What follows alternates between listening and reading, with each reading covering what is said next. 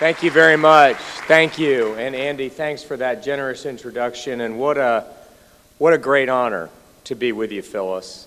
The answer to the question of what I was doing the other 35 years, it wasn't the other 35 years. I was 7 years old when, when Phyllis and I started working together. And I can remember when I was organizing the college Republicans and organizing young people all over the nation for Ronald Reagan. We would invite Phyllis to our events, and she was a hero of ours, and she remains a hero of ours, and she inspires us, and she encourages us to fight the good fight because of the fruit of her own labors. This is one of the most extraordinary women in any segment of our society, whether arts or law or politics, that we have seen in the last 50 years. And lest you think that that is just hyperbole and political rhetoric by a fellow co-laborer in the struggle, remember that Phyllis Schlafly ran for Congress in the 1950s when very few women were running for Congress. She was anti-establishment before anti-establishment was cool. Let me tell you something. She took on her own party. She attended and graduated from college when very few women were enrolled in college. She got a master's from Harvard University. She got a law degree. She became a leader in her party. She became a best-selling author with a choice, not an echo, a self-published book that she published herself that sold over 3 million copies during the Goldwater campaign and helped make Goldwater's nomination possible. She, I think, more than any single individual, is responsible for transforming this party from a moderate party controlled by elites in the North and the East to a conservative grassroots party, where the center of gravity not only moved in the direction of a culturally conservative agenda of defending life, defending the family, and standing up for the sanctity of marriage, but also shifted the political geography of the party to the South and to the West. And I want you to think about what she did with the Equal Rights Amendment. When Phyllis Schlafly stood in the gap and in William F. Buckley's immortal words, stood athwart history and yelled, "Stop." Not only were 90% of all the members of Congress in support of the Equal Rights Amendment, not only were both political parties had in their platform the Equal Rights Amendment, but it stood only a few states from ratification. At no time in American history had a grassroots movement come in to stop something that destructive and that negative without support from the media, the political establishment, and virtually no elected politicians. And Phyllis Schlafly, more than anyone, is why we were spared the ERA in the Constitution of the United States.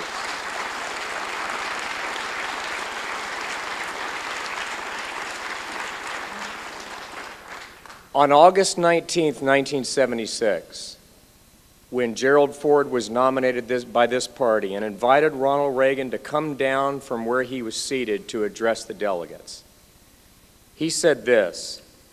He said, "There are cynics who say that a party platform that no one really bothers to read and doesn't really amount to much.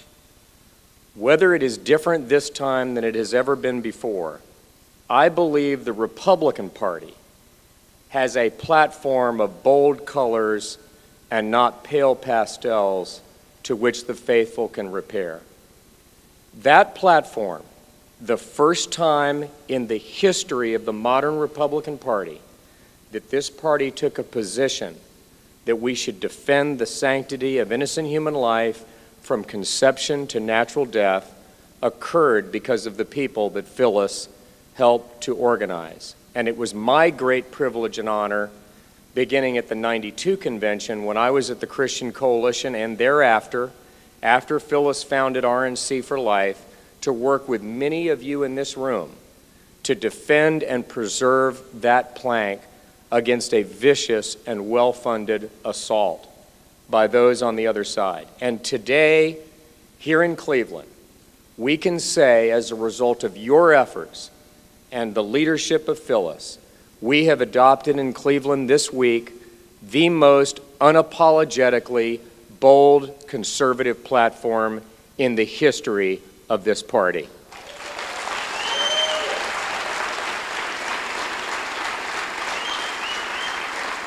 We not only reaffirmed our support for life, but we called for the first time for the defunding of Planned Parenthood. We not only reaffirmed our support for traditional marriage and our belief that it is wrong for the Supreme Court to short-circuit the democratic process by imposing same-sex marriage on the entire nation by judicial fiat, but we called for that decision to be overturned by a subsequent court. And we can't get anybody in the media to talk about this one. Not that there's anything new about that, but you go out in your communities and share it.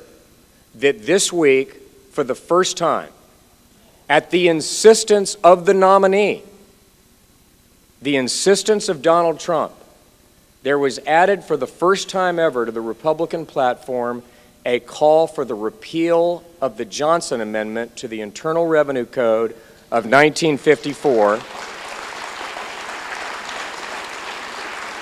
which, as you know, puts a gun to the head of every church and every ministry and every faith-based charity and says, if you so much as utter a word about politics, we will revoke your tax-exempt status.